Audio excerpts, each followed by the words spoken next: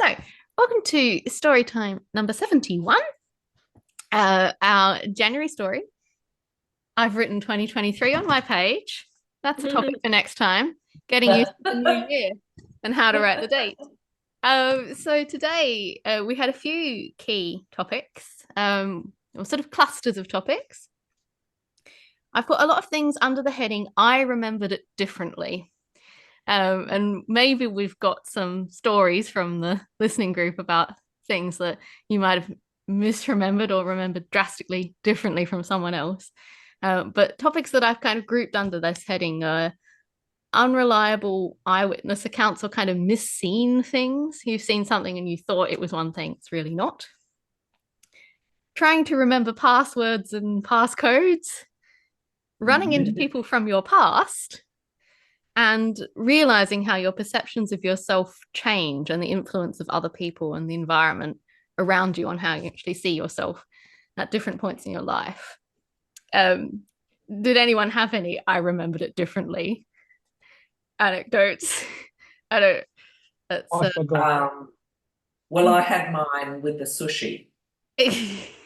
this was So a along our walking track to Wollonga, there are not enough, but there's one particular drink station where you can get fresh water and so on.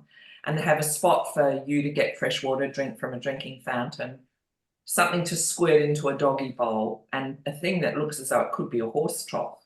The horse trough is only small, but one day I was walking past there are a few benches there, and people often stop there and have their lunch. And they get a bit, like maybe 10 metres away, there's a litter bin. But they get a bit grotty about needing to, get up and walk 10 metres to put things in the bin. And I was walking past this day and I glanced at the horse trough and I thought, oh, that's disgusting. Someone's thrown their leftover sushi in the water. And I let River have a drink, and then I walked back to this bowl and I thought, I'm going to get it out. What a hero, And I went to get out this sushi, and when I got close, and I actually had to get really close, it was rusting at the bottom of the trough around what must have been rivet holes or something like that. And it just looked like the centre, like the salmon filling or something similar in sushi.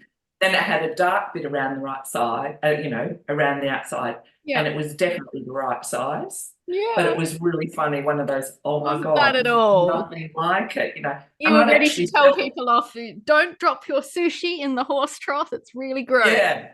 Luckily, nobody came along and, said, what are you doing fishing around the horse trough here? I'm getting out this sushi.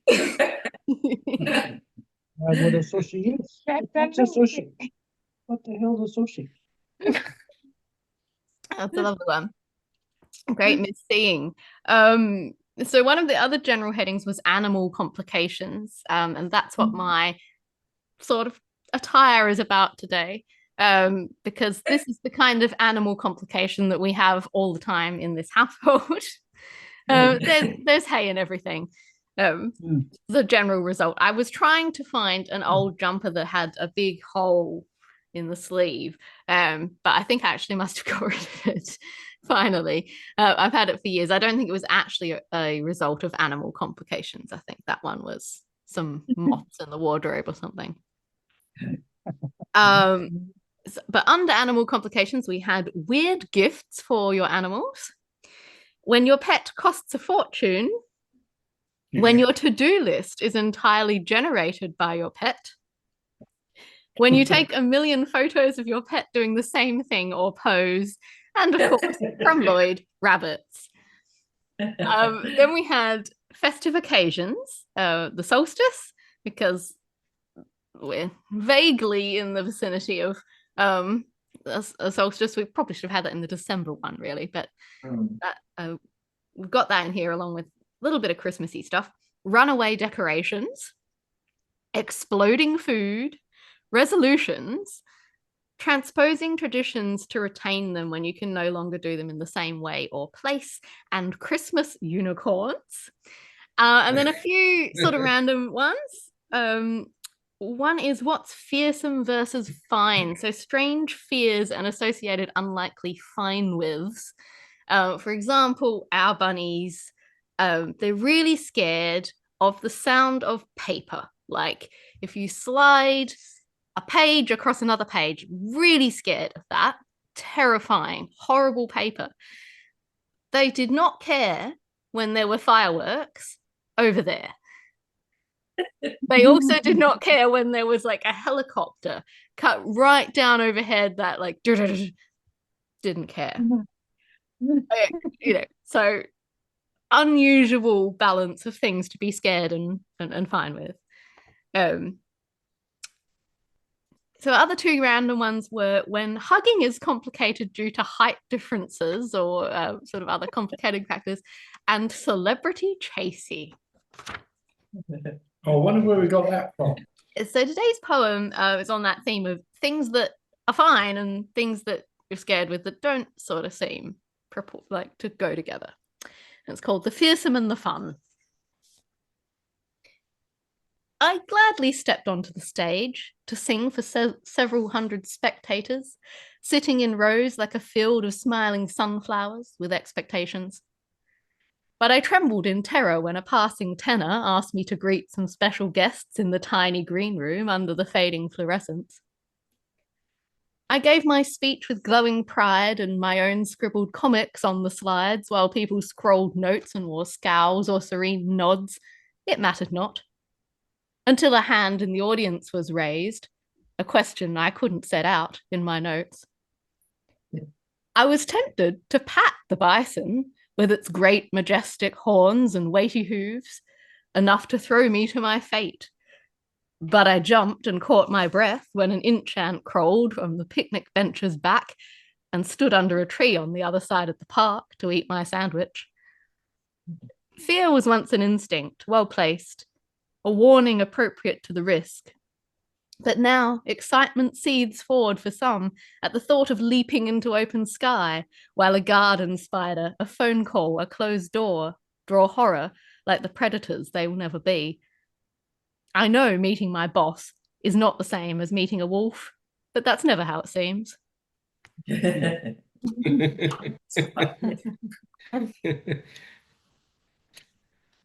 Our story today is called I'll Remember It Differently. What are you doing, Pandora?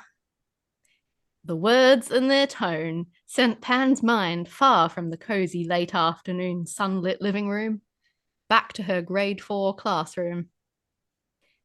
Mrs. Wotton hadn't liked daydreamers, or children who told her how their grandmothers could read tea leaves. When Pan had projects of her own devising, this accusing tone had been a familiar response. Other children in the class quickly picked up on Pan's dislike of the question. What are you doing, Pandora? They'd jeer, whenever Pan seemed to them to be doing something that in general wasn't exactly what they were doing. The voice asking now, however, was not Mrs. Wotton, nor any familiar face from the past, but Pan's housemate, Florrie. The activity to which Florrie was objecting was Pan's Summer Solstice craft, for which she'd filled a rather large Tupperware container with a thick layer of glue. The glue was to set hard, forming the clear glass-like part for Pan's sun catcher. Looking at the small lake of craft glue she'd squeezed out in a box on the dining room table, however, Pan could see why Florrie was sceptical. I'm making a sun catcher, she explained, showing Florrie a picture on her phone of a completed one. Just as she did so, however, Wurst, the ferret, came zooming up her leg, swarming over the table, worming through the glue tray, and stood up to bump her phone from her hand with his nose. Pan's phone fell into the glue tray beside the ferret's now very sticky rear end. I hope that's water soluble, Florrie remarked. Pan gave a concerned grimace. I'll take him to the groomer, she assured her housemate, scooping Wurst up and attempting to give him a wipe with a damp cloth.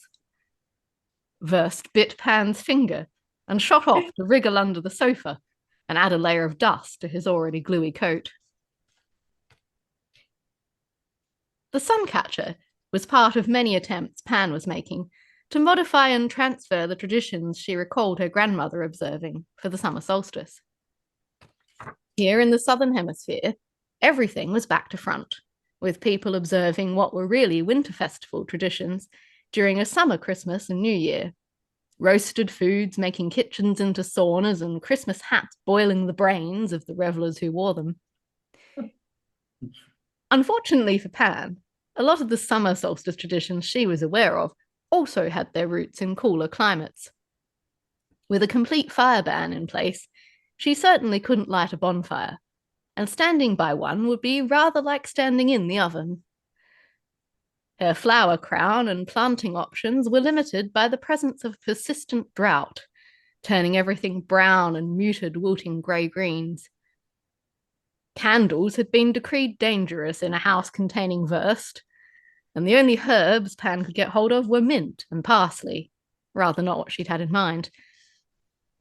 All the same, Pan set about twisting and trimming the traditions into a form she could observe here. She constructed a small seasonal altar table in her room, laying out some crystals and seasonal fruits and pitchers by the light of a salt lamp in lieu of candles. Wurst stole several crystals and secreted them who knows where around the house, chewed a bit of the salt lamp, and then felt sick and had to be taken to the vet on a Sunday, having ingested salt lamp, brandy-soaked raisins, and some of the craft glue. Despite the out-of-hours vet bill and the grooming charge, both of which left Pan very certain she would never spend as much on herself as she did on this ferret, she also felt that Wurst deserved a Christmas gift. As the weeks to Christmas slipped by, she racked her brains for a suitable surprise. Things that Wurst liked, and things that Wurst found terrifying, were not always as easily distinguishable as one might expect.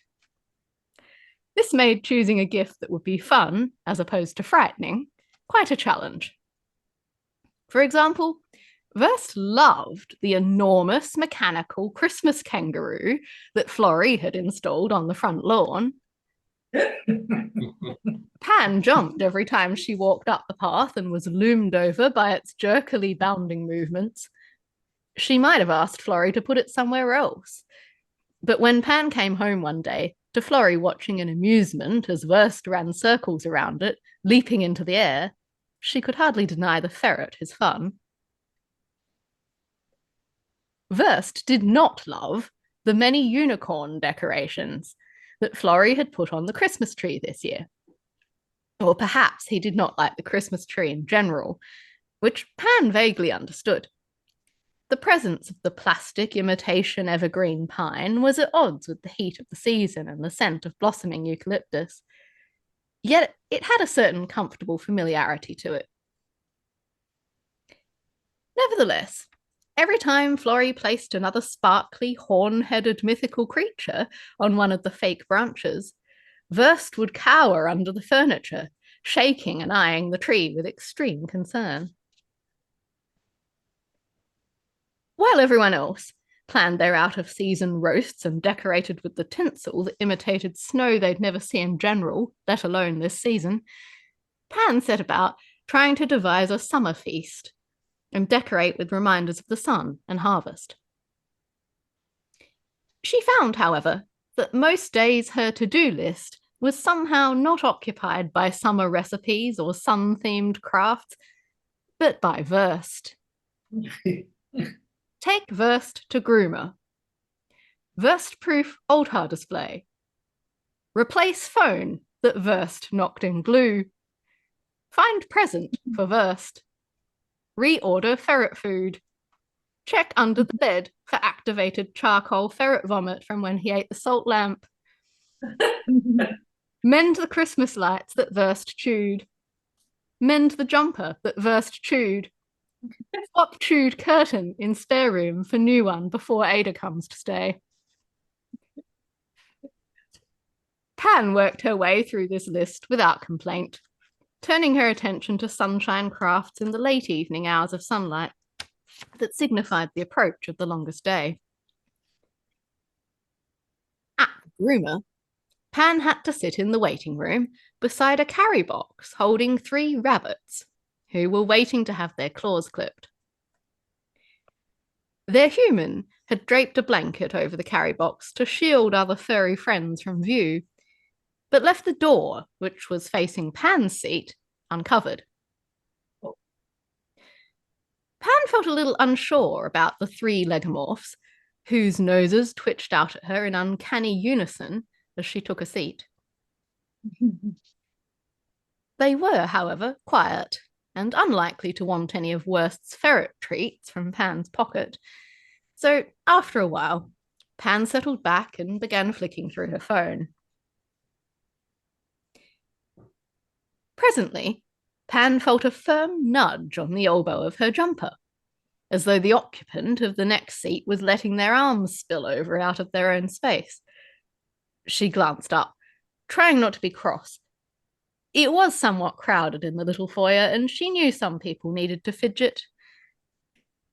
The rabbit's human, however, was not even looking in Pan's direction.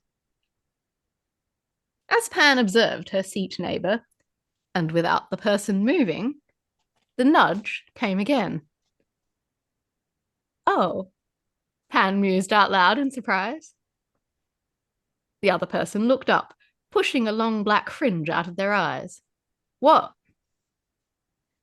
Oh, Pan tried to think of a reasonable way to put it. Your rabbit touched me. Oh, replied the stranger, making a show of shifting the carry box toward themselves without really moving it at all.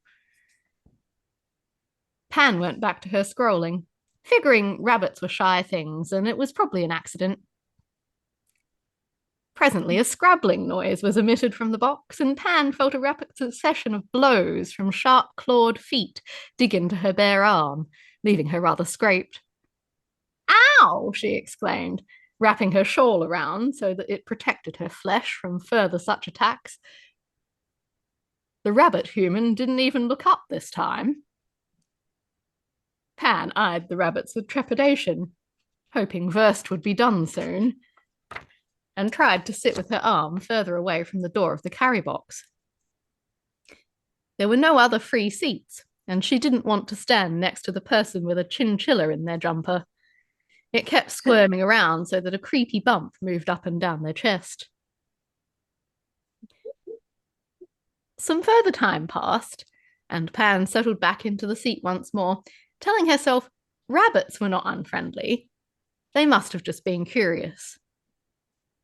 For a while, it seemed she was right, until a sharp nip on her elbow sent her flying up out of the chair. Yow! Pan squeaked, pulling her arm away and around her body, even though the rabbit couldn't possibly reach her now that she was out of the chair. The rabbit person looked up sharply, and this time, from a different angle, Pan felt a tug of recognition. Carter? Carter blinked at her.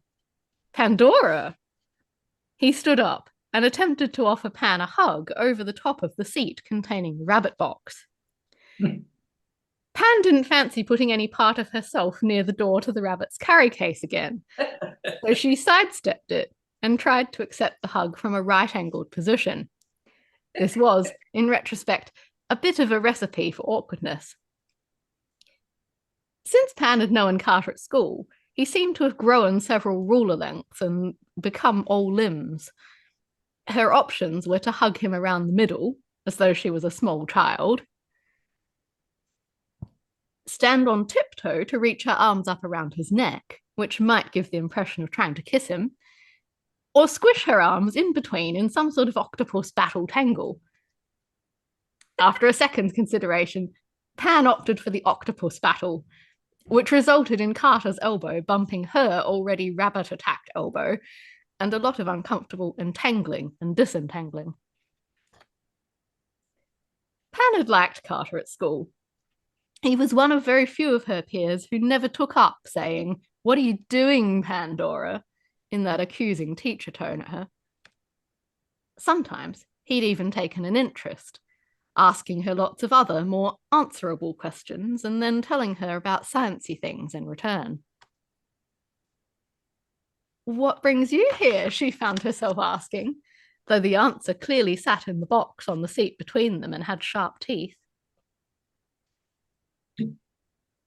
This is Greg, Gregina, and Gregor, Carter told her, holding the rabbit box worryingly close as he pointed at the rabbit faces within. It's their 2-year adoptiversary. He then proceeded to show her some photos on his phone. The first few were cute. The rabbits lying on their sides, snuggled up. The rabbits with their mouths full. The rabbits standing up, begging for treats. Unfortunately, after this, Pan began to get the impression that Carter was perhaps accidentally scrolling through the same 3 or 4 images on repeat. I think I've seen this one, she told him eventually, when looking at what felt like the 100th photo of the rabbits lying on their sides. No, replied Carter. This one's from January. You can see there's no malt line on Gregor's nose. Despite the infinite rabbit photos, Pan arranged to catch up with Carter later in the week. She felt she owed him something for being half decent to her at school. Besides, she wasn't certain that her phone didn't contain 100 or so photos of Wurst peeking out of a cardboard box. When Wurst was eventually brought out of the back room, quite a bit of his fur clipped and a displeased expression on his face, Pan and Carter left together.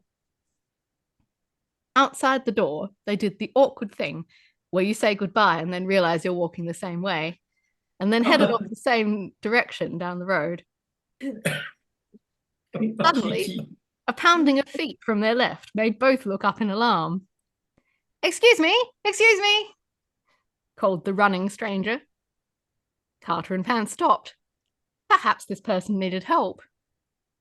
Are you Carter, the lead guitar player from Rabbitown Funk? Carter looked surprised. Oh, yeah, I am actually. He grinned the kind of grin that very minor celebrities do when somebody knows them. And these are the Rabbitown Funk rabbits. He showed the stranger the rabbits in their box. Guitar, mused Pan. Is that what you had at Year 8 band? I always used to think that for some reason you wore a xylophone round your neck. Carter chuckled. Actually, I think on one occasion I really did hang a xylophone round my neck as part of some sort of one-man band thing. So you're forgiven. When Pan got back from the groomers, she was surprised not to be frightened by the giant mechanical Christmas kangaroo on her way in. Thanks for moving the scary hopper, she said to Florrie, as she released Wurst from his carry case and flicked on the kettle. I didn't know you'd noticed it was giving me a fright. Florrie frowned, pausing in her signing of Christmas cards for work. What? What do you mean? Kangaroo out the front. What about it? Asked Florrie. Well, it isn't out the front. Pan made a face. I guess you didn't move it for me then. Florrie leapt up from the table and went to look outside. Someone must have stolen it, she exclaimed. It was plugged into the power. It can't have moved away on its own. Pan wandered across the lawn to check the outdoor power outlet. Did you put it on the long rollout extension cable? Yeah, Florrie answered, frowning. Well, it's all rolled out and it's going that way. Pan pointed along the extension cord, which now stretched across their street towards the footbridge over the main road. They both hurried across the road and peered over the bridge's edge. Sure enough, the power cable hung suspended from the bridge railing. The kangaroo, which should have been attached to it, was nowhere in sight. I hope it didn't hurt anybody, Pan worried, watching the vehicles whiz by below. I guess if it did, the road would probably be closed, Florrie said. I think our kangaroo might have hitched a ride in a ute or something. They trailed back to the house, And Florrie posted a picture of the missing kangaroo online with the hashtag Whopper Goes Wandering and a request for people to report sightings. Probably won't hear anything, she sighed. While other people began thinking of New Year goals for their New Year's resolutions, Pan pulled out those she'd set in winter for review. Be more certain had been on there for a few years now, an ambiguous instruction to herself to stop taking on all of the world's feedback and do things because she was sure and not because she'd run out of options or time. Certainty didn't really help when she tried to log on to the ferret toy store with an old password, though, no matter how many times she confidently typed what she swore it was. Perhaps she'd remembered the password for something else. Pan hit the reset button and racked her brains for something she could remember. It was no good choosing random words relating to things around her. Pan's space constantly shifted with new things and rearrangements, and in any case, contained far too many things to choose from at any given moment. Passwords, she sighed internally. They were the worst. Oh, wait. The worst. Like worst. Could she spell that with some numbers and special characters? Surely she could never forget a password that spelled the worst, because passwords and remembering them was. Pan tried ordering Wurst, a slinky-like toy he could get inside of, only to discover him that evening staring and quivering at a spring-like hair tie of Florrie's that had fallen on the floor. Perhaps not then, Pan thought with a sigh, but you never really knew. She picked the hair tie up, to Wurst's great relief, and put a pair of her leggings on the floor instead, so Wurst could entangle himself in the stretchy tubes of the legs.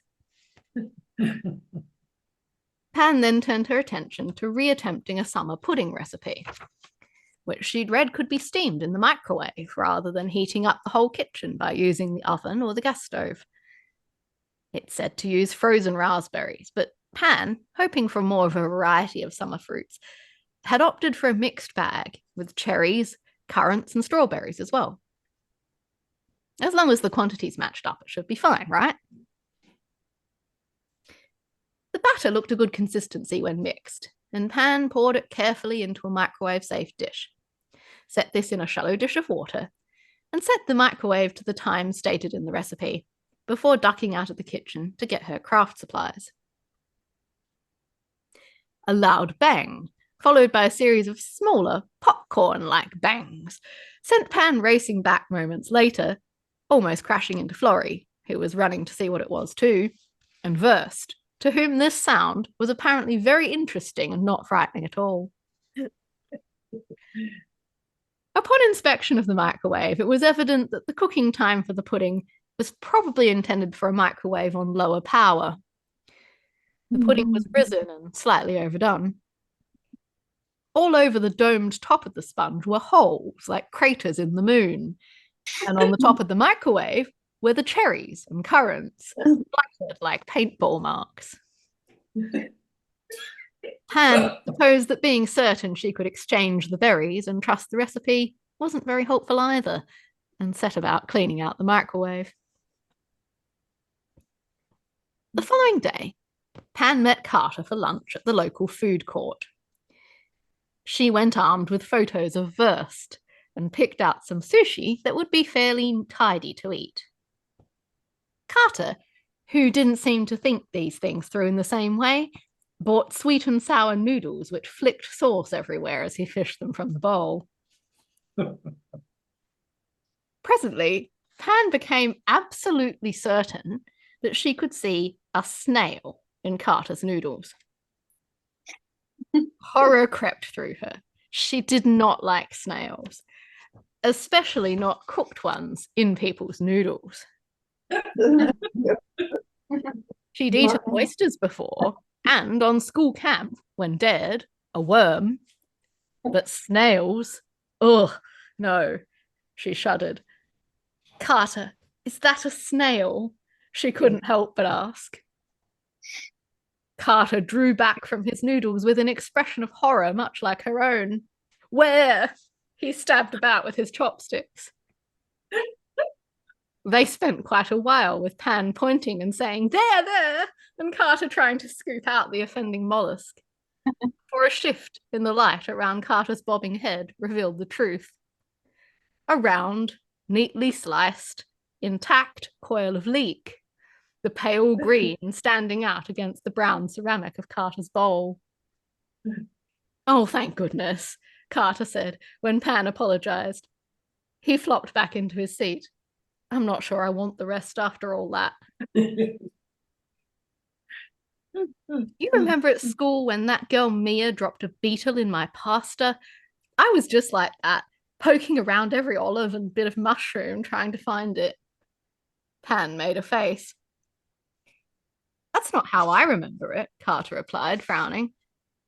I remember you just carrying on eating bits with the most defiant look on your face. And eventually Mia ran away and owned up to the teacher on yard duty because she was scared in case the beetle was poisonous. I thought you were badass.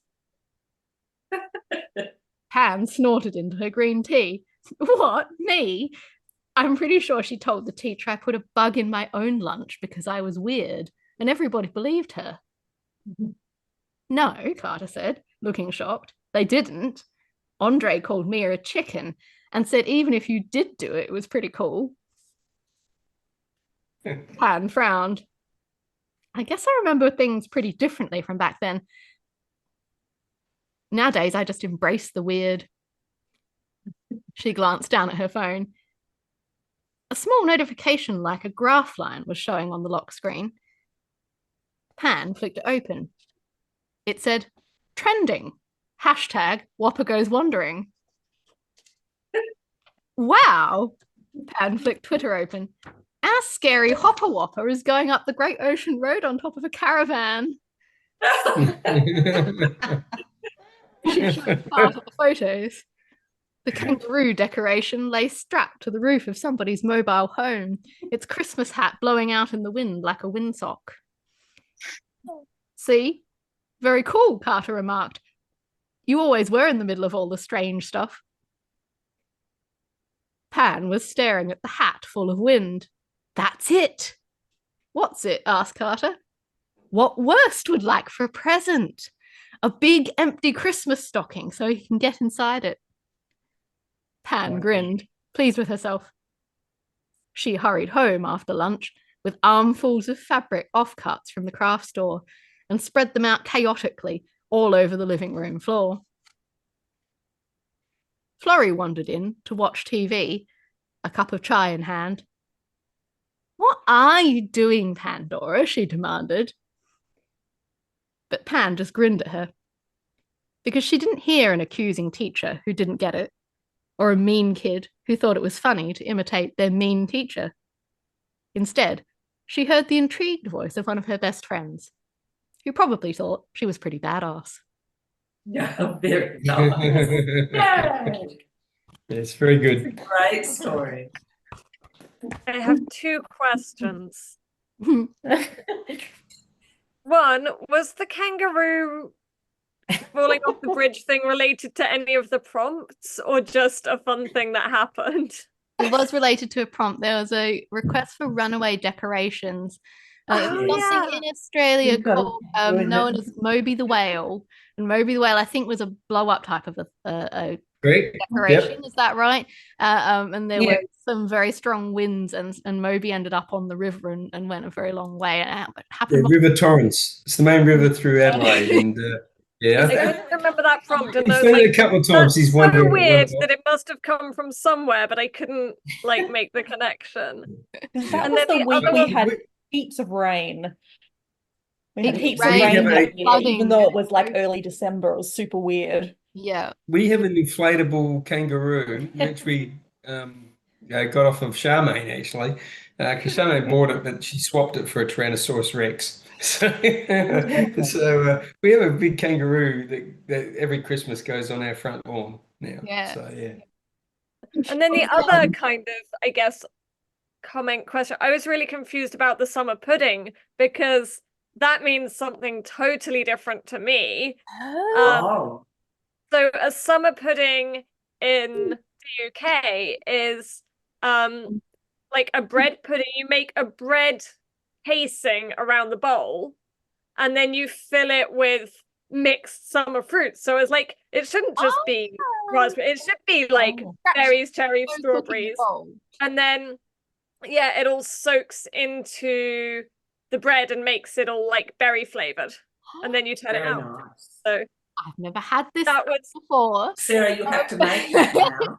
Now I'll have to so go what and is look it that to you? up. It's like a sponge pudding? Yeah, I was thinking, just Yes. like a summer sponge with fruit in it. Like a Christmas pudding, but with the berries in it. Like yeah. Christmas, but like a lighter Christmas pudding with summery fruit rather than dried fruit. Yeah. Mm. Yes. Okay. We already have a couple of topic requests, which Mum put in at the start before we got recording. One is to the rescue. And the other one is not really my birthday. Like people pretending it's their birthday to get the perks that you get somewhere when it's your birthday, or I guess also that applies a lot, like when people have a belated birthday thing or an early birthday thing. I went to a friend's thing that was an unbirthday celebration. People kept saying happy birthday and she kept going, no, it's not actually my, like didn't want it to really be a birthday, but the excuse for the party was that it was her birthday in the relatively near future. So request from Tegan in the chat for houses with non-standard size things, such as laundry sink that no plugs fit, non-standard height and width, windows, rooms with odd proportions. Yeah, had so many of these problems. Sinks in particular, trying to get plugs to fit sinks, because we've had a series of places we've lived in the UK where the bathroom sink didn't come with its plug, and it was meant to be a press plug and it had the thing to screw it on, but there was no plug for it, and so we end up, we'll just get a normal rubber plug, and we'd get like a packet of 5 different sizes and none of them would fit. Right, so are there any other topic requests? Rocking chairs. Ooh, Oh yes. That's a nice one. one. Yeah. Goody, we might get Betty. Might get Betty. Right. Oh yeah, Or one let's of have Betty's Betty friends. again. You She's want lovely. Betty as the character request? Yes. All right. What's talking about rocking chairs? We've got a rocking horse, Sarah, that our friend, when we first got it done up, it was Margaret's when she was a little girl, right? But we got it done up professionally. But our friend Christina, who's an adult, right, came and rode, and so does Margaret. She ride the rocking horse. The rocking horse. It's been like all the joints were actually splitting apart, so he fiberglassed the joints together so that an adult could ride the rocking horse. He said an adult can ride this now. So and you can now hop Margaret on was that all rocking horse and have a Yeah. go. I think on the basis of what Margaret's just confessed, Yeah. we should have adults taking over kids' toys. Like adults playing yeah. with kids' toys. Yeah. I was thinking adults on playgrounds because in December I managed to convince one of my friend groups that has kids to come to Glenthorne National Park's adventure playground so that I could go play on it. Can I borrow your child? Because I want to go on the playground. Yeah. We've got so far to the rescue, not really my birthday, houses with non-standard size things, rocking chairs, Betty, and adults on kids' play equipment, playgrounds, or playing with kids' toys. Excellent. Any others? 10-pin bowling. What's that? 10-pin bowling. 10-pin bowling. Okay. Yeah, it's the silliest game ever invented. Oh, do you know this is one By of Americans. It's horrible. tons of research for once. Usually you name a sport, I'm like, oh no, I'm gonna have to go and learn how this remotely works. But 10-pin bowling I actually semi-okay at. You can throw in I know 10-pin possibly bowling. just had a good topic thing, because the postie just came with a parcel And I think I heard Lloyd say I'm halfway through shaving and then apologize to the postie for possibly having shaving cream on his face. And being like, so when a fun topic might be when you have to answer the door in interesting conditions. Because I know I've had a few times I've been and then I've been like, oh no, I can't dye my hair because there might be a parcel, and like I don't with like a wrap on my head and Pushing down. And what about when somebody comes and you've got your hair wrapped in a towel and the towel around you from the shower or something, and you go to the door and it's a delivery and you go, can you just leave it outside? And they're like, no, we need a signature.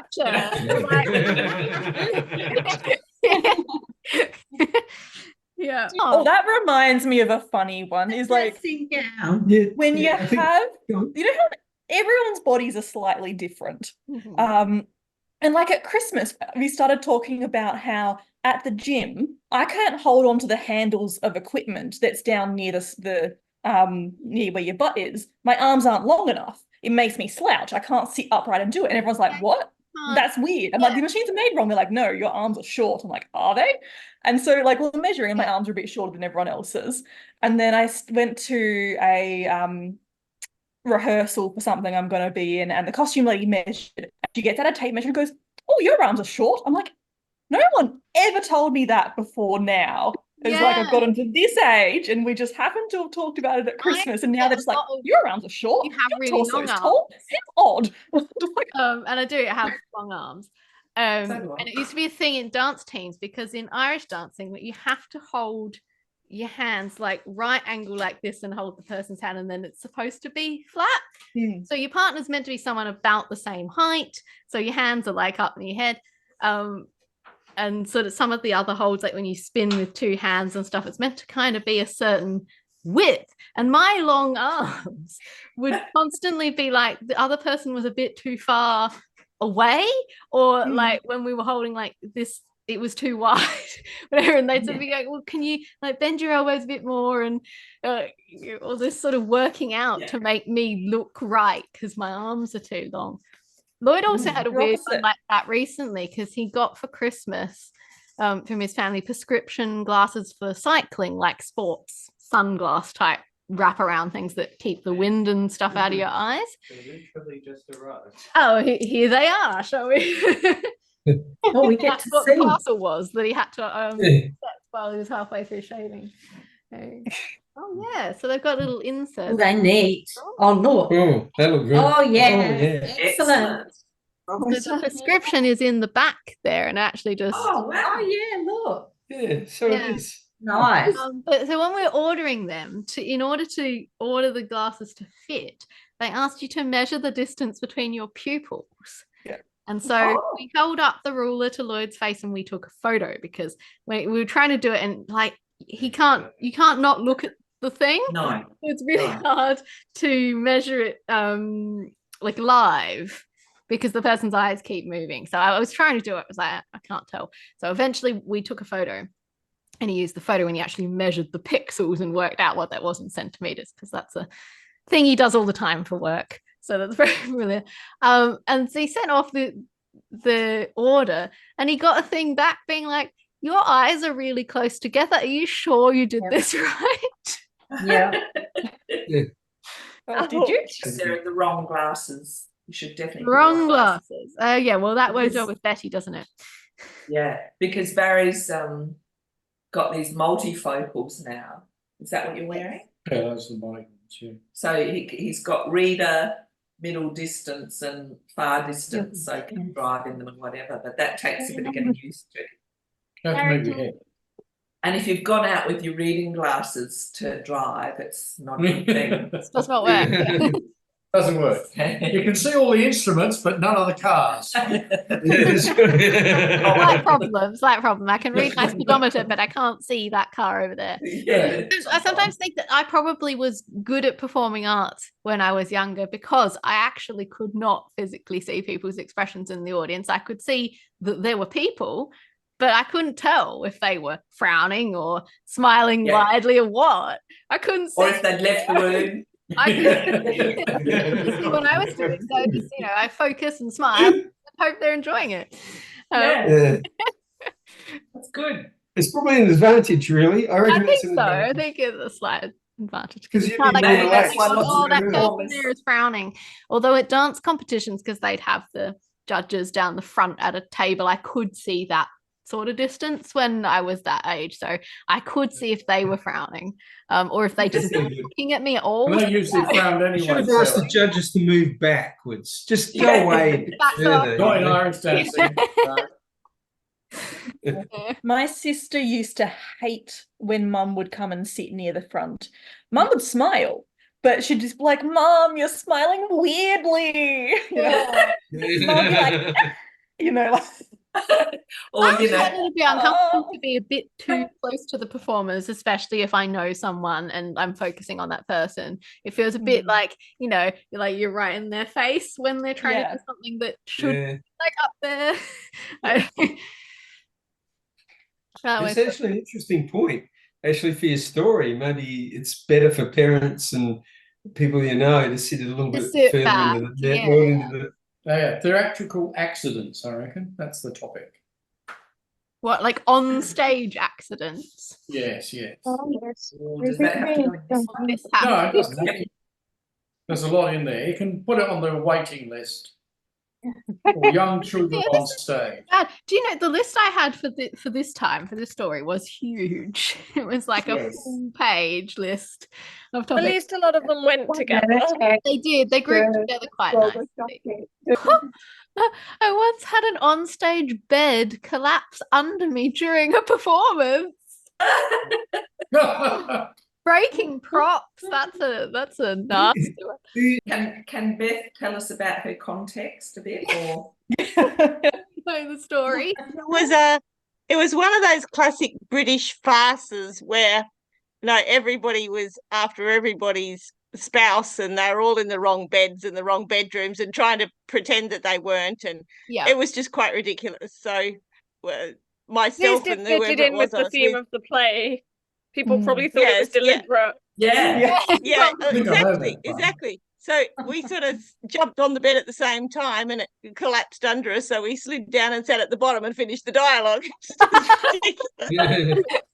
well done. Well done, yeah. Thanks for all the requests, everybody. If you think of anything else, feel free to message me in the meantime. And I'll just check the date quickly for February. 10th of Feb. Good. All right. Okay. See you, everybody. We'll look forward to it. See you Thanks then. a lot. Thank Lovely you. to see everyone.